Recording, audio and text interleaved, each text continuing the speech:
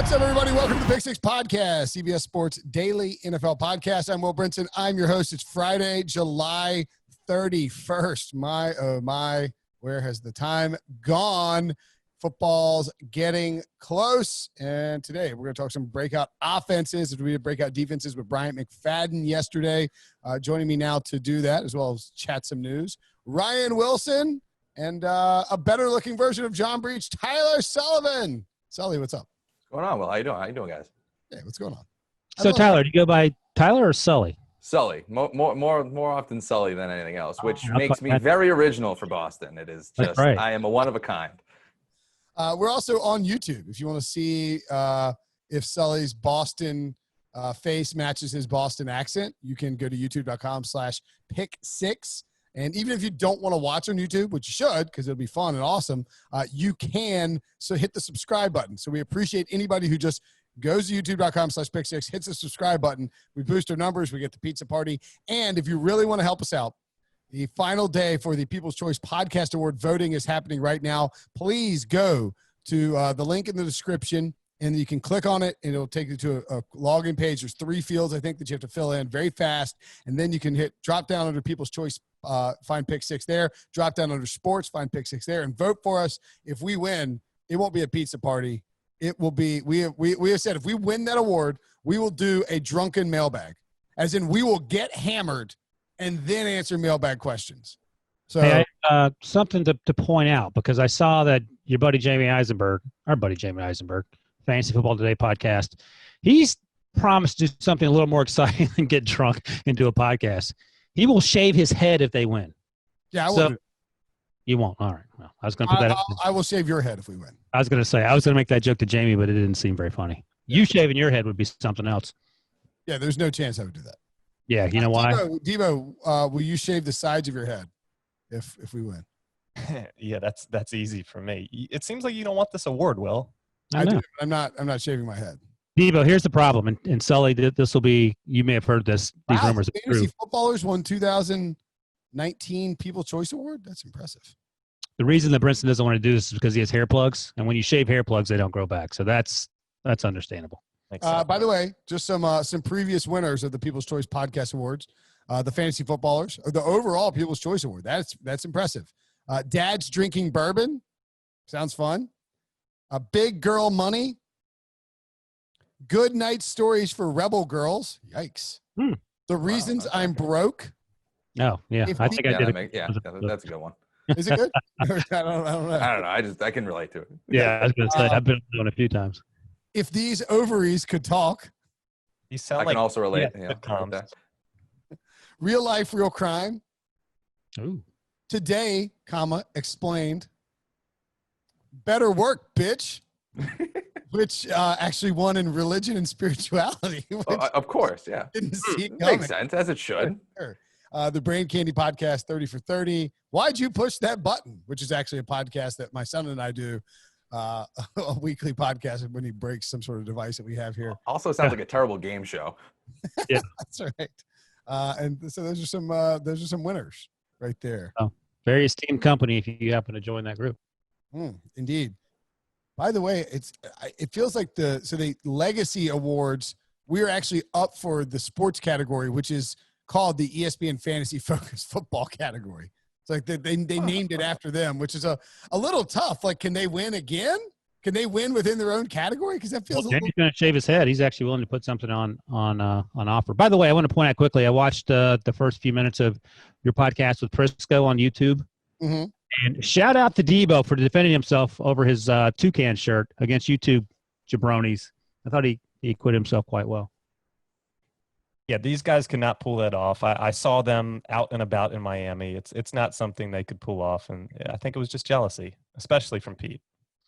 I love, Debo, that you made that part strictly so we could see all three of you talking, and then once you got finished dunking on him, you just kindly removed yourself from the video. I didn't think I bashed the shirt that much. You're a globber on. So once Prisco got going, you just like, yeah, right. Keep going, Pete. That's you. I mean, it seemed like a little. I mean, like Debo's on a video, like he's just sitting around casually wearing this shirt. Like if Sully showed up with a toucan shirt on right now, wouldn't you be like, "Hey, Sully, what's going on?" I do have a flamingo shirt. I can whip you that go. out if we really need it next time. Yeah, we should come back to that, Brinson. I got nothing. I'll put on I'll tell you what. Next week we'll all do Hawaiian shirts for the Friday podcast. How about that? Or you just incorporate it into the drunk podcast when you guys win in the drunk mailbag. That's right. Like a little Hawaiian wear a Hawaiian shirt for a week for 3 weeks. The same Hawaiian shirt. I will podcast in the same Hawaiian shirt for 3 weeks if we win this award. Jamie ain't shaving his head. Why not? Let him grow back. I ain't shaving my head.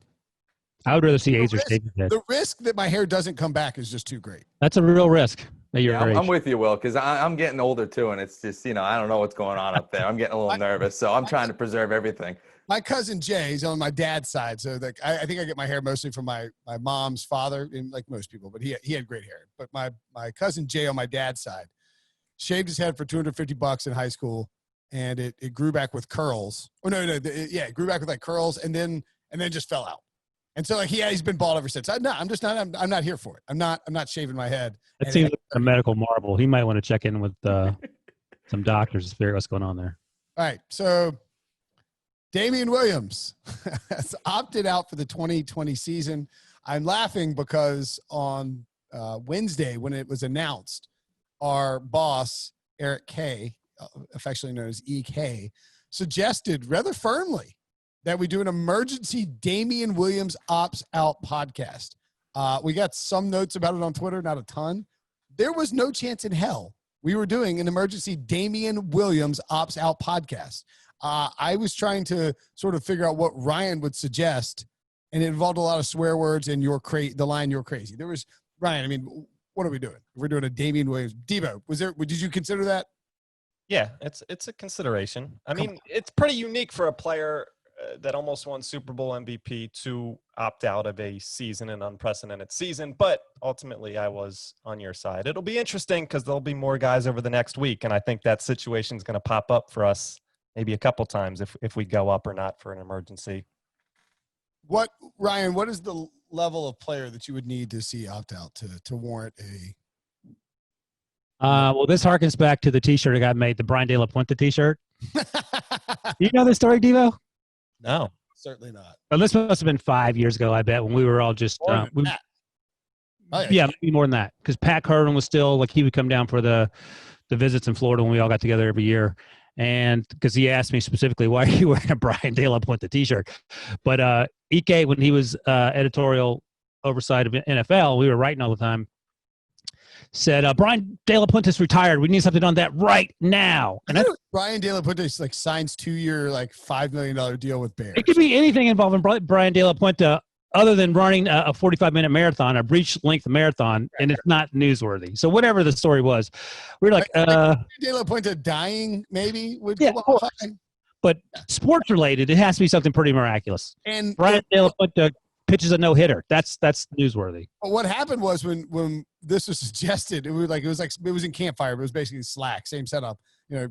Everybody's in there, and I mean Ryan was apoplectic that anybody would suggest we needed a Brian De La Puente story, and we all sort of came to his defense. We're like, we really don't know that a Brian De La Puente signs story is necessarily worth it, and eventually, this huge argument ensued between editors and writers, and finally Ryan's like, F it, I'll write the Brian De La Puente story. I don't remember all that stuff. Are you making that part up? No, that definitely happened. There was a huge fight. Weird. Are you sure? Yes, because we're it's in the history book. Guys, this is a little too much to write a Brian De La Puente. And so then Ryan makes his own Brian De La Puente T-shirt. And online, spent $20 for it. Wears it to the NFL Summit in Florida that year. Walks in on day one with Brian De La Puente, just like a big FU to the editors. And that was a joke. I wasn't saying FU. Pat Curran was like, why are you wearing a Brian De La Puente shirt? I don't know. This league, man, wow. So there's a precedent for the Damien Williams thing. Damien Williams is obviously more important news-wise than Brian De La Puente, but I'm fine not doing a Damien Williams emergency podcast. Yeah. Yeah. No, I don't think. I mean, listen. He's probably going to get replaced at some point, right? During the season, they spent a first-round pick on Clyde Edwards-Helaire, I mean, if we're really going to be honest about it, Andy Reid probably tried to replace him last year with LaShawn McCoy. Like, he ended up being the Super Bowl hero, but ultimately, like, his time was going to be up sooner rather than later. Yeah, he was not. EK, that was Tyler Sullivan talking, just so you know. It's okay. It's fine. It's fine, EK. You got Clyde Edwards-Helaire. You're great. I mean, they drafted, like, they were definitely looking. They were looking to replace him, but I mean, I think what they were going to do in 2020 was have Clyde Edwards-Helaire operate the same way that Brian Westbrook and then LaShawn McCoy did for Andy Reid as rookies, which is to give them maybe like somewhere between a third and half of the snaps and touches and all of that, because you don't want to load up a rookie too much with too much responsibility, even in that offense, as talented as they might be. And so I think Edwards-Helaire was probably set to have a nice season, but not the season everybody was hoping for, and then to be the full-time guy next year after Damien Williams' contract has expired. Now you're putting a lot of pressure on Clyde Edwards-Helaire. Damien Williams led the Chiefs in rushing last year, 498 yards, 5 touchdowns, total of 711 yards, and scored. He scored 10 touchdowns in the postseason. Is that right? I don't know. They scored less in 2 years total. Over the course of his career. Yeah. Well, you know who else secretly is really good news for? Darwin Thompson. That's a great call. Yeah. He didn't play a lot last year. Me and Jamie actually talked to him at the Super Bowl, and he said, if I don't get more playing time and improve in year 2, then something's gone wrong. And that was before, obviously, they drafted Clyde Edwards-Helaire. But the fact that Damien Williams isn't there takes him now from number 3 back to number 2, presumably, unless something happens in training camp in terms of the roster. So he could be a guy poised to have sneakily a very good year too. And we talk about pressure, though, with Clyde Edwards-Helaire. Like, yes, there's pressure because he's probably the inside track to start, but at the same time, he's in the middle of the Kansas City Chiefs offense. I think opposing defenses are going to be worried about like 50 other things outside of the rookie running back. I mean, like, they're obviously going to try to run the football and things like that, but when you have Patrick Mahomes, Tyreek Hill, and all those other boys, like, it's, you get down a little bit far down the list before you start talking about Clyde Edwards-Helaire. Yeah, and yeah. Let me ask you this quickly. Who's under more pressure next year? Clyde Edwards-Helaire, Devin Singletary, or Darrell Henderson? I would go Singletary, just because they drafted Moss. Zach Moss, yeah. I just mean in terms of how he fits in that offense too, because Patrick Mahomes can take a lot of pressure off of people. Well, remember, I mean, like, and we've seen a rookie running back with the Chiefs back in 2017 with Kareem Hunt, and he was playing with Alex Smith, obviously, that year. But he had 1,327 yards from scrimmage. So what happened in that week 1 game? Do you remember? Nope, don't remember. No idea what you're talking about. I was like, what? I was like, I don't know. I love having a Patriots guy on there. You can just make those little cutting remarks. It wasn't even just that game either. I mean, he was torching the Patriots. Kareem Hunt was great in that offense. Yeah, and he had 53 catches that year too. And I think Edwards-Helaire too. Like, let's not sleep on the fact that this is a guy who played in against played against SEC competition, high level competition, played really well. He's a great receiver out of the backfield. And I think with the Kareem Hunt stuff, he wasn't asked to. I mean, he was really more the focal point. And as you guys note, Clyde Edwards-Helaire is not going to be the focal point of this offense. Now, he probably will be the primary running back, but he's not going to be asked to be the guy, game in and game out, because Mahomes can do so many different things. Additionally, I don't think that with Mahomes, now they lost Laurent Duvernay. I can never say his name right.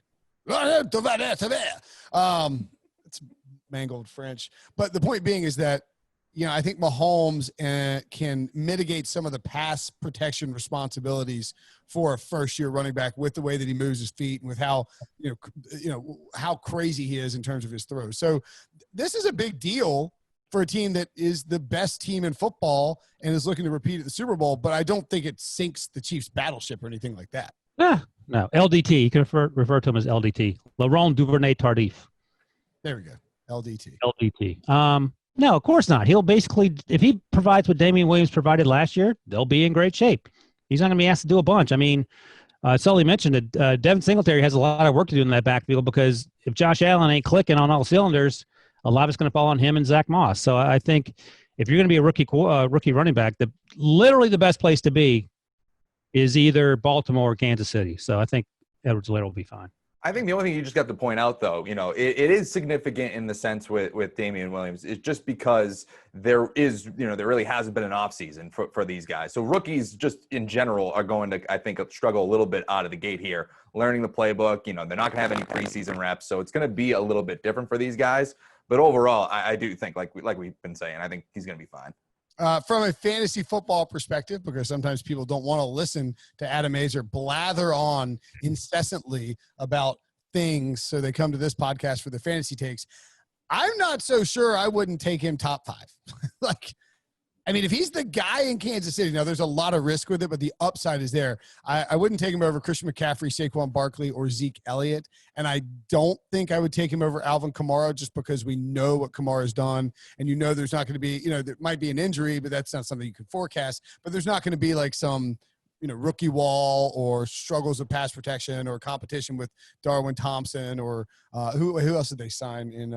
They signed DeAndre Washington, who actually played at Texas Tech with Patrick Mahomes. So, there's a case that maybe Edwards-Helaire could get it mixed up, but I think you'll see him go in the top 10 in almost every draft as we start moving along the season. Yeah, I think he was a first, at least in the discussions, to be a first round pick for, over the course of the summer. This only just kind of solidifies that. I don't know if he's going to be top 5, because I think I would still, along with those guys that you said, I'd probably still go with Dalvin Cook over him. I would probably lean towards Dalvin Cook if I'm on the clock and those two guys are there. But overall, they have a history, at least Andy Reid does, of having a rookie running back lead the league in rushing. And this guy really has no competition, and he's going to be probably at best maybe the 4th most accounted for guy on that offense with opposing defenses. So yeah, no, it makes a lot of sense. Okie doke. Would you say that? Wait a second. No Nick Chubb or Kareem Hunt in that top? I'd rather Nick Chubb. I would rather Nick Chubb, even though Kareem Hunt with that timeshare does better. Man, you get Nick Chubb in the 2nd round. Yeah, you can. Okay. Clyde Edwards, you could almost pull off Clyde Edwards-Helaire into Nick Chubb if you got him in at 8. I think that could easily happen. Some people, I got pushback from some folks, and I said that they would rather have Dalvin Cook. What about Derrick Henry? Where does he fit in? 2nd round, I would probably say. All right. Derrick Henry will probably go 1st round, but I'm not taking him until the 2nd round. Yeah. If I have 10, 11, if I'm there, then maybe at 11 I'd be like, or 11, okay, cool. Yeah, or let's say you have 12 and 10 sure, and same thing. Yeah, 12. At 12 and 13, I don't think Clyde Edwards-Helaire will make it to 12, but I would totally go Clyde Edwards-Helaire, Nick Chubb, or Clyde Edwards-Helaire, Joe Mixon at 12, 13, depending on. Let me ask you this: Mixon's a good comp. Would you rather have Mixon or Clyde Edwards-Helaire? Who's going to have a better season, fantasy-wise or just straight up NFL production-wise? Austin Eckler or Edwards-Helaire? Because I feel like they're not that dissimilar in terms of expectations and the way they play. I would probably roll with Clyde Edwards-Helaire. I like the upside. I want as much as I can get a starter in the Chiefs offense. I think I'm going to do that. We don't know exactly what the Chargers offense is going to look like. How long Tyrod Taylor is going to be in there. When does Justin Herbert come in? What does that look like? There's a little bit more unknown there. If I can get a starting player in the Chiefs offense at any point, I'm probably going to go that route. Yeah, I think that's sort of I don't trust Anthony Lynn and the Chargers to They're properly the ball a ton. I know, but they had Austin Eckler cooking last year to start the season without Melvin Gordon, and they brought Gordon back and fed him the ball, and the offense slowed down. So I don't know that I trust them as much. I trust Andy Reid implicitly to get the most out of his skill position guys. All right. Okay. So would you say that?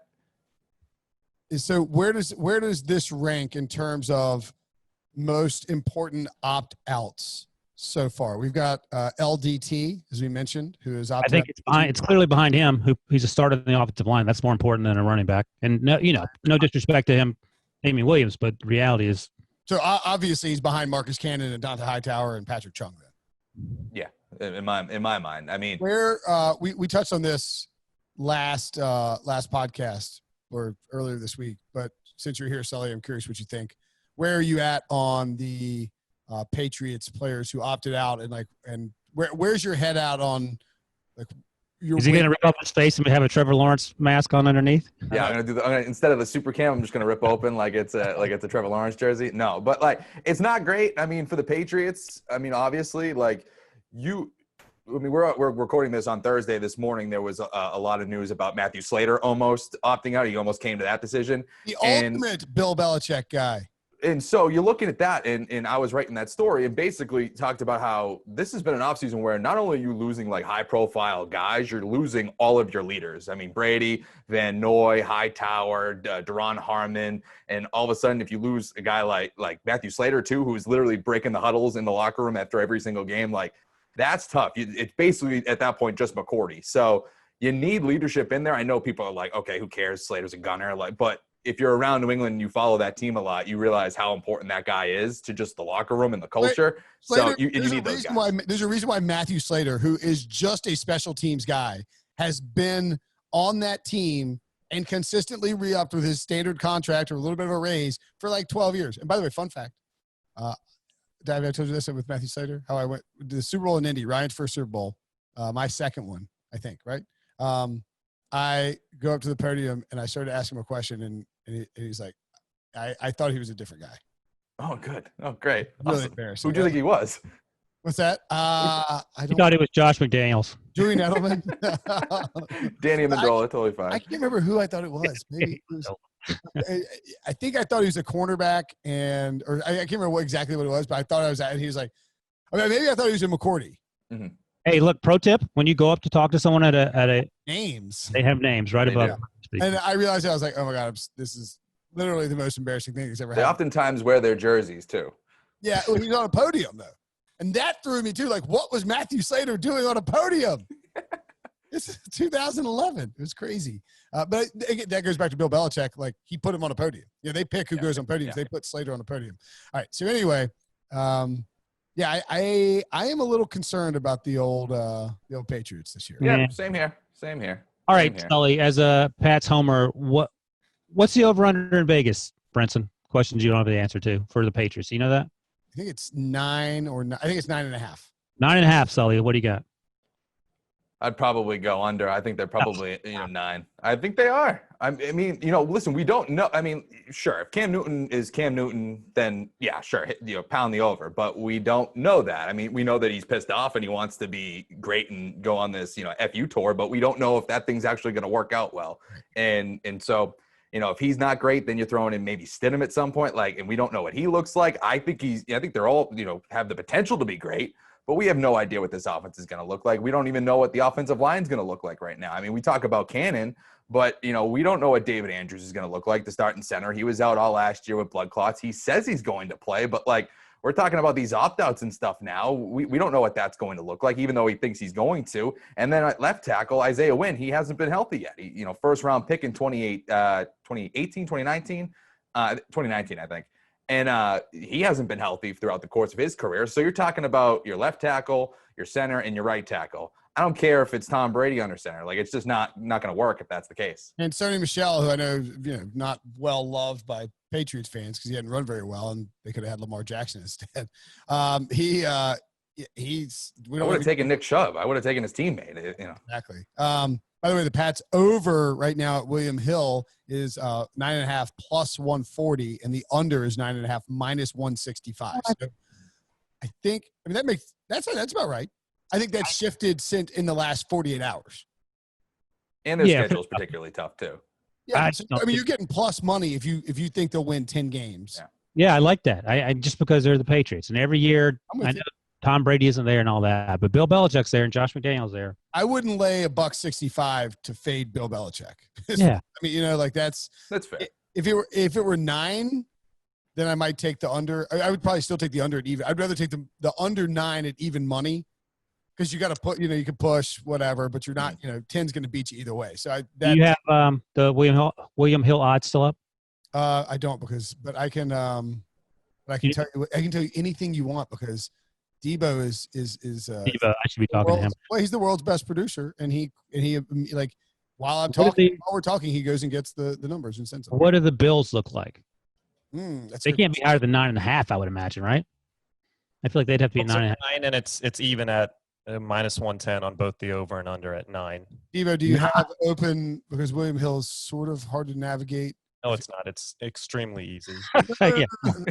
I don't mean it like that. I mean that there's a What are the divisional odds, Steve, for the AFC East? Or I would think that the Bills now would be minus 115 and the Pats would be like plus 125, but I could be wrong. Interesting you say that because the Bills and the Patriots are both plus 125, and then the Jets and Dolphins are both plus 750. Okay, interesting. And that means the Bills have closed the gap, though, because the Bills are like plus 140 and the Pats were even. What in the world do they have to do to take over the Patriots? I mean, they're stacked, the Bills are on paper. The Patriots are going in the wrong direction. The Sully's talked about. They've lost key players. I don't want to bet against Bill Belichick. That's what they have to do. Belichick needs to opt out of the season. Then What if he opted out? Yeah. What are the rules on coaches? It's not that crazy. He could opt out and let McDaniels coach this year. Well, he ain't going to do that. But, I mean, are there – and then they go, or just let his kid do it. I mean, he's got 2 of his kids on staff now. What if he opts out and they go 3-13? It's not on his record. He opted out because he's older and he's trying to avoid getting corona. And all of a sudden, you've got Trevor Lawrence, Bill Belichick strolling back in with the WWE walk. I mean, it's trouble. And then in 2 years after he wins the Super Bowl with Trevor Lawrence, he retires and his son, as Sully points out, takes over and hopscotches Josh McDaniels. It's not out of the realm of possibility. It seems like he's on the fast track, right? I mean, I wrote about it in the underrated storylines piece we did for CBS, and it was one of them is we don't know who the defensive coordinator is. Like, it could be Gerard Mayo, but it could be Steve Belichick. And if that's the case, one step away from filling the shoes of his dad there. By the way, Bruce Arians said he is going to wear a mask and a face shield while he's coaching in 2020, and that he's comfortable with the protocols, which is kind of interesting. Wilson, in other Corona news, Caleb Farley, a potential first-round pick out of Virginia Tech, a cornerback, is the first player to come out and say he's opted out of the 2020 college football season, and he's going to prepare for the draft within about, I think this happened on Wednesday morning, maybe that news would have popped out, and then Wednesday afternoon, the ACC announced that it was doing a modified 10-game conference-only schedule. You can play one out-of-conference person, but you have to play it in your home state. And there's no dates for any of these games, so there's a very much up in the air whether there's going to be college football. Do you like the move by Farley here, and how does it change his draft stock? Yeah, so this is interesting. I was surprised just because we hadn't heard any college players say anything yet, even though there had been some rumblings that maybe this would be the eventual course some of these kids took. So I watched him earlier this summer, just getting ready for the 2020 season. He's good. He's really good. Virginia Tech wasn't great last year, but he's a first round player. And I think Schefter mentioned that. And I know JJ was on HQ on Wednesday, Jonathan Jones, talking about that. And some of the scouts he spoke with thought of him as a high round pick. So his mother, I think, died from I'm not sure if she had cancer, but that's part of the reason. His statement in opting out said, "I cannot afford to lose another parent or loved one. The competitor in me badly wants to play the season. I cannot ignore what's going on in my heart, and I must make the decision that brings me the most peace." Sure, I get it, man. Yeah, 100%. He's 6'2", 200 pounds. He's a great cover corner, physical, so on and so forth. I think I had him just sort of my preliminary list. I've watched like 10 or 11 cornerbacks so far. He was number 2 behind Patrick Surtain out of Alabama, whose dad played in the NFL for quite a while. We are so old. No kidding.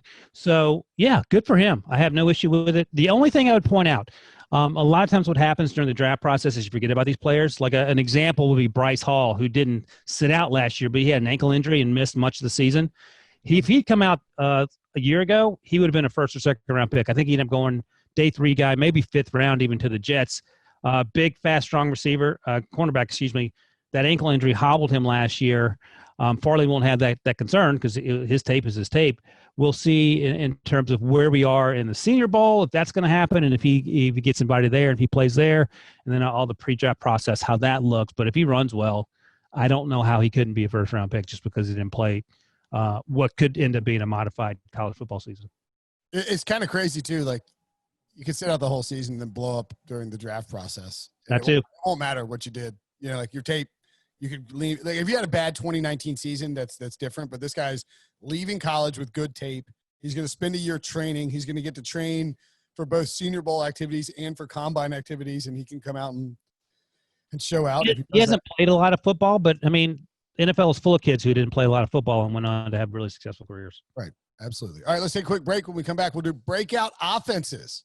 have a list of breakout offenses, and I'll probably lob some out there like I did with BMAC on breakout defenses. He actually had the Redskins and the Cardinals as possible breakout defenses. Kind of interesting. Wilson, you have listed, and this is great news for the Super Bowl, my early Super Bowl choice. BMAC listed this team as a possible breakout defense, and you have them also as a possible breakout offense, the Indianapolis Colts. Yeah, I picked this because I figured you'd be on board with it. I mean, it starts with Phillip Rivers, and that's easy enough.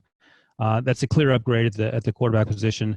You and I both didn't hate Jacoby Brissett as much as Sean Wagner-McGuff did. We need a bell to ring every time we mention his name. I think he was injured for part of the season. They drafted Jacob Eason. Yeah, there's the sad trombone. They drafted Jacob Eason as well on day 3, so he can sort of learn by watching. But Phillip Rivers is going to be good, and we say it all the time when we talk about Phillip Rivers. That offensive line for the Chargers was absolute straight-up dog doo-doo. It is so much better in Indianapolis. He'll be playing indoors.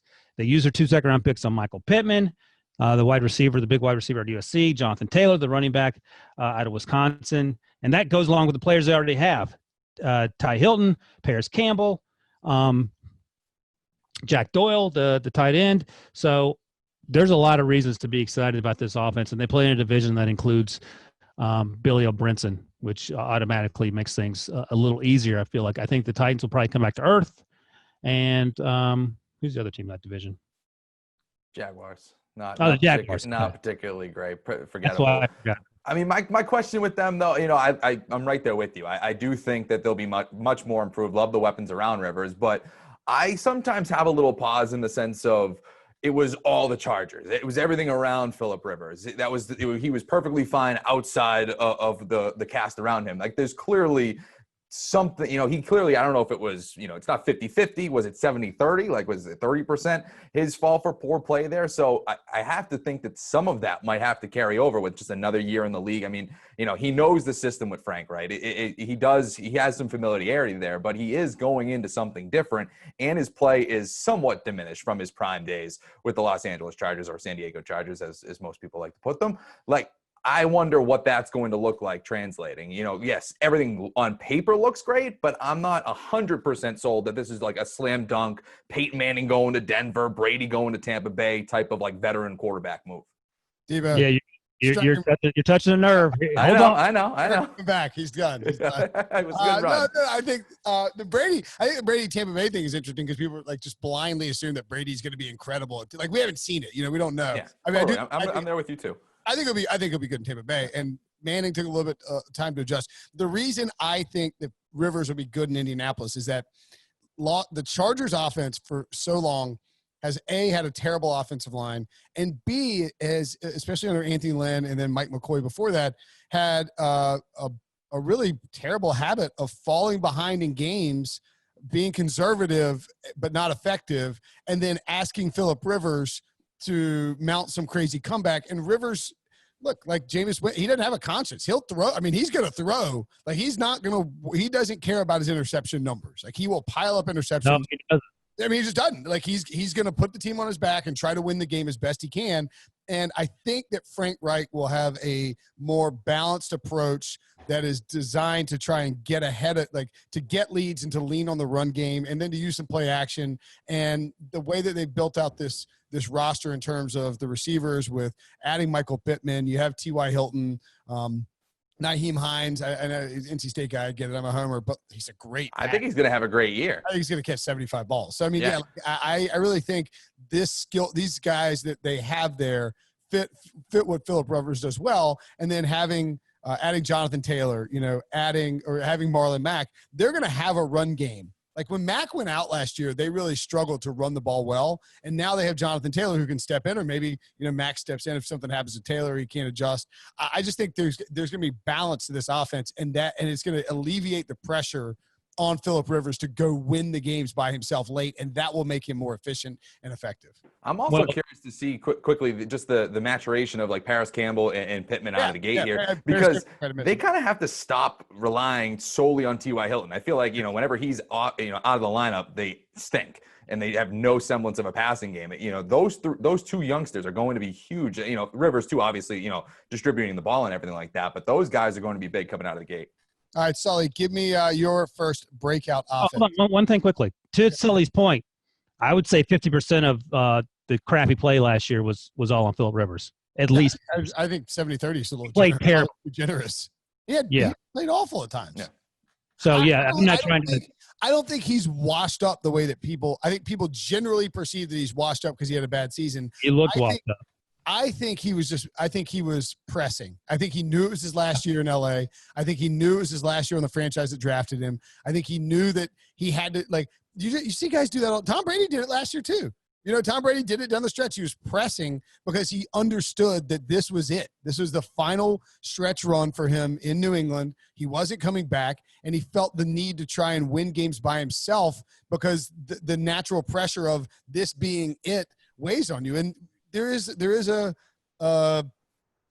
calmness, something fresh and different about going to a new place that I think will impact Brady and Rivers. Well, I think Tom Brady wins a lot more football games last year with that Chargers group around him than Phillip Rivers did.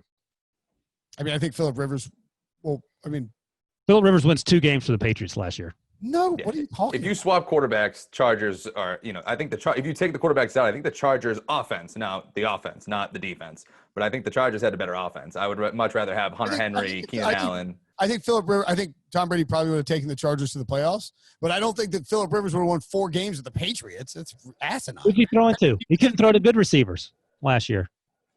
But the offense they predicated around Melvin. Get up! Oh! All right. So one last thing before you go to time. I think I called T.Y. Hilton Ty Hilton. That's how out of shape I am on the names. So my apologies. All right, go ahead. Tyron Matthew. All right, go ahead, Sully. I'll hold my sleeper, even though it eludes the guy we just heard in Breach. But I'll go with the Pittsburgh Steelers first, and it's really just all about Ben Roethlisberger coming back. Like to me, that is, you know, this team almost made the playoffs last year with a guy named Duck and a guy named Rudolph. I mean, it was just that to me alone is impressive, and the fact that you're getting a Hall of Fame quarterback or a Hall of Fame caliber quarterback in Ben Roethlisberger coming back, supposedly healthy. It seems like there's a lot of good word coming out of Pittsburgh there. So if he is even close to the guy that we last saw him on the field, you're talking about an offense that can put up points with Juju Smith-Schuster, James Washington, to me, and in the running game too. James Conner needs to be healthy, but you still have Jalen Samuels, Benny Snell. I think that offense, with now the addition of Eric Ebron, who I think is an underrated signing in all of this. I think he was kind of, not great, particularly in Indy last year, but the year before that, when he had Andrew Luck, he was catching, I think it was like 13 touchdowns, 700 yards receiving. And I remember going into 2019, he was talking about catching 17 touchdowns or breaking, I think it's Rob Gronkowski's record for the position. So now that he has a more polished quarterback in Pittsburgh, I think this offense could really pop. Yeah, I mean, I think this is – I don't even want to and by the way, props to Sully for showing up and really sucking up to Ryan by bashing Phillip Rivers. And just wait. Breach is going to love this podcast. Yeah, it's like, as you can tell by Sully's choices, like, whatever you think of me, it doesn't matter. I have no authority. But I do think this is one of those where, you're picking, it's like, we do like teams, 4 teams who missed the playoffs are going to make it this year. Like the Steelers are an obvious choice, and it's a good choice. I'm not bashing it all. I think picking them to break out on offense with a healthy Big Ben makes a ton of sense. I believe they have the second easiest schedule in the NFL this year. And last year, I mean, we love that defense with Minkah Fitzpatrick. They were awesome after that trade. But I don't think people realize like how good it was. If you look at DVOA, they were number 3 in the league. It was only the Patriots and the 49ers. And we looked at them as like the best defenses that we've seen in quite some time. Patriots were on like a record pace, even though their schedule kind of, was misleading with that stat. But to me, if they're even close to that number, the Steelers defense, and then you get Roethlisberger back and this offense really does what I think it's going to do, there is a sleeping giant here when you combine all those factors. And by the way, Debo points out that the make-miss playoffs apparently coming next week. What's coming next week? Is it already August? I guess I got to write that story at some point, huh? Certainly haven't been told that I would be writing it next week, but Is that still you? I'm sure I'll find out on like. Oh, I had volunteered that. I didn't know you'd be writing it. I always That makes me even happier. Then I'm gonna have to do a bit more work. Yeah. Dude, I just want to add on to these other guys right now. I start feel like I'm cussing up. missing out with like dissing Phillip Rivers. I didn't get a chance to do that. So I'm gonna start cussing up a goddamn storm. Then so you have to do more work on your end. James Conner reportedly isn't going to opt out, even though he beat cancer. Marcus Cannon, who we talked about, had non-Hodgkin's lymphoma, and I think James Conner had Hodgkin's lymphoma, but he reportedly plans to play. So obviously that's important for the backfield if he's there. Deontay Johnson going into year 2. They drafted Chase Claypool, so 2 more weapons. Vance McDonald trying to bounce back from a crappy year last year because he had no one to throw him the ball. So, yeah, they should be good, but it's all up to Big Ben's arm. Yeah, I mean, how much? Well, yeah, I agree. If Big Ben's healthy, they're going to be great, and if he's not healthy, they're going to stink. And What's that over under? Do we know? Bebo, what's the Steelers over under? I know you got it open. It's a podcast where 4 people ask one man the same question over and over again. it is 9, and it's minus 120 for the over, plus 100 for the under. That sounds about right. So who's won more games, the Bills or the Steelers? I mean, I would take the Bills just because we know that their quarterback's healthy. Yeah, All the I'd same. go that same. The Big route, too, Ben's yeah. healthy. Yeah, I mean, right. I don't want to bet on the Steelers without knowing that Big Ben's healthy. When I see his fat bearded ass roll into camp and look sharp, then yeah, I'm in on it. But if he shows up and he looks like a tub of Chunky Monkey Ben and Jerry's ice cream, I'm going to have some questions to ask. All right. Fair enough. Debo, I'm going to swear 14 times for the rest of this podcast just to get you back. I'm just kidding. Maybe. Oh, yeah, I got one. I had one. Now I forgot it. Yeah. Yeah. Oh, the Detroit Lions. Why? Because Matthew Stafford was awesome when he was healthy last year, and then he missed a bunch of time for the same reason that Big Ben, that your boy. Wait, you thrashing the Lions pick? I'm not thrashing Matthew Stafford. I am thrashing the man who coaches Matthew Stafford, Sully's guy. There's a lot more ifs with Detroit than there's one if with Pittsburgh. I'm not taking layups here. I'm a deep sleeper guy. I'm a guy who I'm not a surface level clown as I want. No, I'm just kidding. That's what I called. Sully, do you know who Brinson's 2019, rookie of the year was? Offensive rookie of the year? Wasn't it an offensive lineman? Yeah. So those are the type of risks he's willing to take. Look, they upgraded a bunch of pieces on the offensive line. They have Marvin Jones. They have Kenny Galladay. Okay. Danny Amendola. Dang it. Okay. Go on. If Matthew Stafford under Darrell Bevell was playing some of the best football of his career, he was bombing the ball down the field and connecting with Galladay. And they add DeAndre Swift in the offseason, so that gives a little more juice. If Kerryon can't get going, Kerryon Johnson can't get going, you have to lean on Bo Scarborough. I just think it could be a top 10 to 15 offense. And if with the upside, if they're a top 10 offense, this is a hit, a win, a breakout offense. And you're forgetting about TJ Hawkinson, their first round pick last year. Thank you, Kelly. Yes. He hasn't, he wasn't great last year during his rookie. He flashed though. Yeah, there was moments, but it wasn't consistent. If he can be consistent and actually live up to the level, not us, but it was talked about that this kid could be like Rob Gronkowski level. It was he was that type of prospect, and so if you get that, then yeah, this offense is going to be pretty good. Don't forget that tight ends typically do not explode in their first year in an offense. So I think they're a lot more has to go right. I agree for the Lions. So this offense ranked 18th last year, DVOA, according to our buddies at Football Outsiders. And of course, your response will be, well, Matthew Stafford was hurt. The year before that, they were 23rd. So I just don't have any faith in. Well, wasn't Darrell Bevell's his first year last year? No one's claiming Darrell Bevell's changing the face of an offensive. Darrell Bevell has one bad play on his resume. Otherwise, he has a pretty good history of operating offenses. Of running the ball, sure, okay. I mean, the Seahawks offense was great up until they passed the ball to who's he passing to? Malcolm.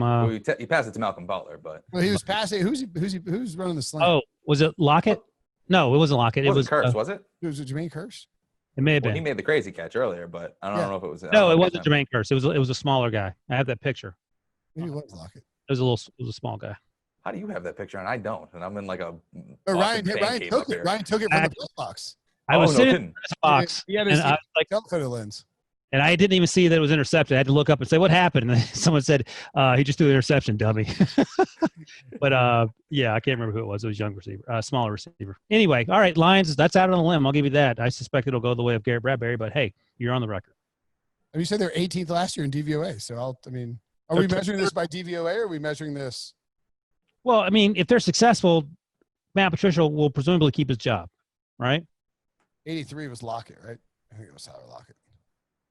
No, it wasn't Tyler Lockett. No, it was. But I think it might have been. Oh man, I think it might have been Tyler though. It was I remember there was a dude. I forget who it was. Who was killing the Patriots. I didn't know who he was at the time. He was ripping them all through the first half, and then they kind of shut him down because I think they put Butler on him for the most part in that game. But I forget his name. No, I'm losing him. Hold on. Yeah, look up the picture, Brinson. All right, give us your. No, he's number 83. That's what I'm trying to figure out. This is riveting podcasting, I know. So my next team, while you look that up, yes. it was Lockett, but the other Lockett. It wasn't Tyler Lockett. Ricardo Lockett. That's There it is. Okay, that's not the guy that I was thinking of that was lighting the Pats up, but that's who it was. There you go. I was like panicked, like looking for the player number. So I looking had it right. Why are these guys all in the 20s? It's amazing. Yeah, I had it right, but then I talked myself out of it because I forgot about Ricardo. Tyler is the go-to guy, but Ricardo was the one who was targeted on that interception Malcolm Butler pulled off. All right, the Browns. The Browns. There you go. So I talk to Ken Carman probably once every few weeks. The local CBS sports talk guy in Cleveland, great guy. And the Cleveland media are not. they've seen this movie a million times. They're not in any way, shape, or form have any faith in the Browns. And the story that I keep hearing from Ken Carman is, yeah, Baker Mayfield lost 15 pounds, big deal. That doesn't necessarily mean he's going to be a superstar. But my response is, well, first of all, Freddie Kitchens isn't there. That's a good start. Second of all, Baker Mayfield's 23 or 24, however old he is. The fact that he's taking this seriously after a crap year, he had a really good rookie season, I think is an indication that he is trying to right a wrong. And, oh, by the way, Stefanski's going to lean on the run. We talked about Nick Chubb and Kareem Hunt earlier. That'll help. Alex Van Pelt will be the OC. And their offense is stacked. If this offense was the Patriots offense and Tom Brady was the quarterback, you'd predict this team was going to win 14 or 15 games. The fact that they have to wear Browns uniforms and Freddie Kitchens was the most recent head coach makes you think they're a 3 or 4 win team. So, and not even that. I mean, you're talking about, the tight ends too. I mean, we don't know what's going to happen with David Njoku, but they did just throw a boatload of money at Austin Hooper, and Kevin Stefanski does use tight ends all the time, and we saw that in Minneapolis. So to me, that's something that's, should be looked at there. I don't even know if they should trade David Njoku. I know he wants out, but if you can have 2 of those tight ends rolling at the same time, that's exactly what you would want in that type of offense. They do not want to trade him. He just knows that he's not going to. He's not going to play a lot this year, and he's just not going to get. He didn't do a lot when he was the only tight end there. So, I mean, just, get better. They drafted Jedrick Wills. He's got to move to left tackle. So that's a concern. He played right tackle in college, moved to left tackle. They signed Jack Conklin, which is a huge loss for the Titans. Offensive line's going to be better. Running game's going to be better. They got rid of Freddie Kitchens. They got rid of Freddie Kitchens. Cannot be overstated.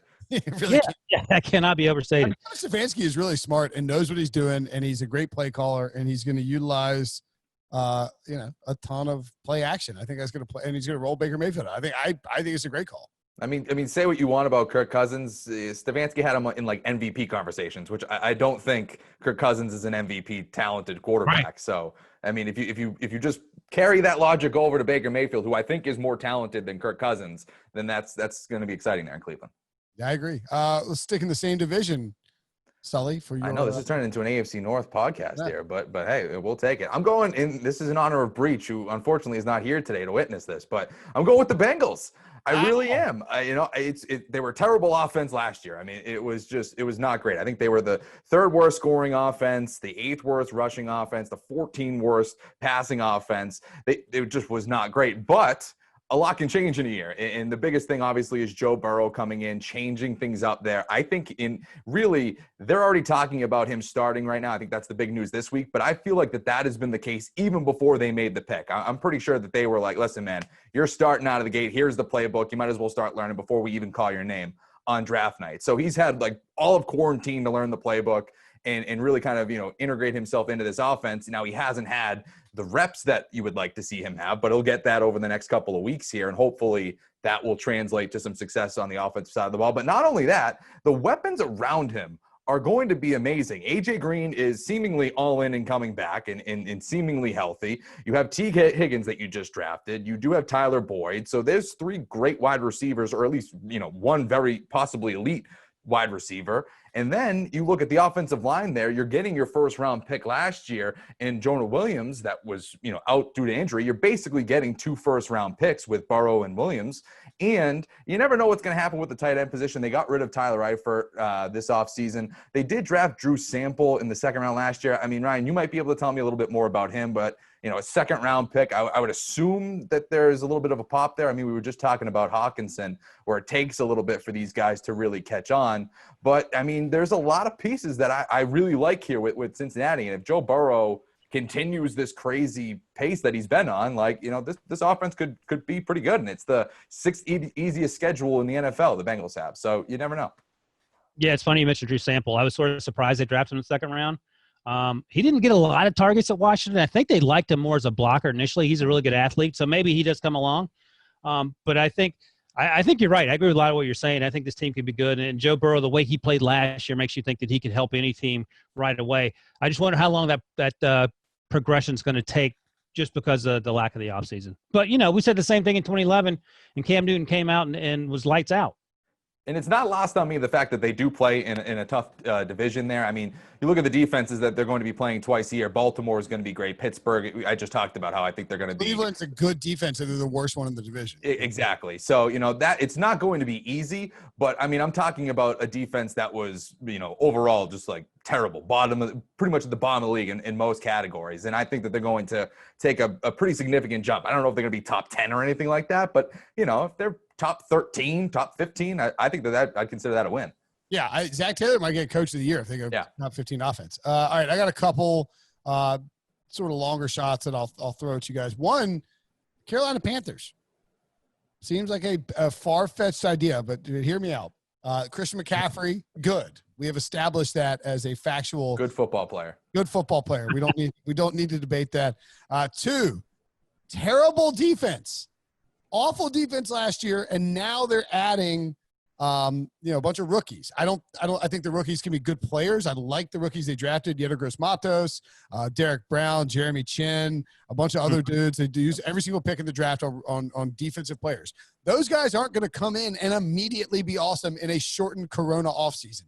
Meanwhile, on offense, you have Matt Paradis in his second year. You trade for Russell Okung. I know you lose Trey Turner. Is it Trey Turner? It was Trey Turner, right? Yeah. Yeah, I think, yeah. No, is it Trey Turner? Trey Turner's the shortstop for the Nationals. Are they both named Trey Turner? Yeah. Okay. I think so, unless you're confusing me now. No, I was like, is it Trey Turner? I was like, wait, anyway, I'm having a week. It's spelled differently. Curtis Samuel, DJ Moore, you add Robbie Anderson, Ian Thomas taking over for Greg Olsen. I think Ian Thomas is a sneaky breakout guy. And then Teddy Bridgewater in a system that's going to be engineered by Joe Brady. If we can buy into the idea that Joe Burrow can make a leap this year, I think we have to buy into an idea that Joe Brady, who, by the way, is 30 years old, can also make a leap into becoming an offensive coordinator at the NFL level. Teddy Bridgewater has worked with him in part in New Orleans when they were both there, so he sort of knows the system. There shouldn't be as much of a leap for him to have to make, to bridge as big a gap. And Teddy Bridgewater throws short, and these weapons and Moore, McCaffrey, Samuel, these are guys who you get the ball in space and they can do damage. So I think this team will throw a lot more than people expect and has the potential just on sheer volume to creep into the top half of the league in points scored. Yeah, I mean, I don't know.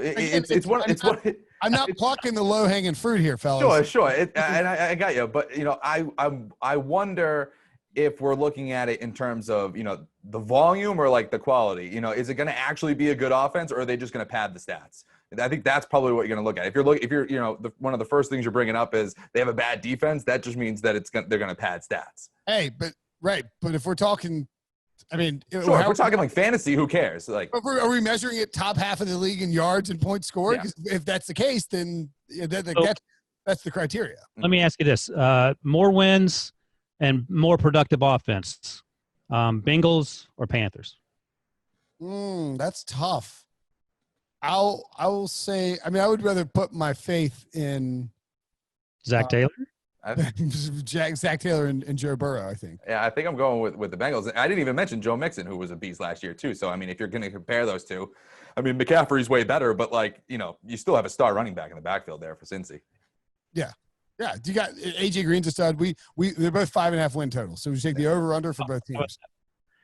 I like the over for the Bengals. I think the Bengals are going to do something special. I like the under for the Panthers. I'm not sold on exactly what they're doing. The other team that we didn't mention, I think should obviously fall in here is the Cardinals. Yeah. I think we purposely didn't put them in there just because it's such a no-brainer. We didn't want to Well, you got to be careful though, because we're like, what teams are the most consistent? And we were like, we're not going to use the Chiefs or the Ravens, but we needed to tell people that. So I think the Cardinals count. The Falcons, I believe, are in the bottom half of the league in points scored. So you could potentially take them if you wanted to. They could certainly have a bounce back season. And then the other team that I think is sort of popular. I think this is a bit of a longer shot, but all you need is a second-year quarterback to take a leap. Denver Broncos. And even I would say the Las Vegas Raiders too. That offense could be really good. Yeah, if Henry Ruggs start Marcus Mariota. I agree, Marcus Mariota. All right, that's it for Breakout Offenses. Thanks for listening to the podcast. Thanks to Sully and Ryan for doing it. We will be back on Monday with a mailbag. Have a good weekend.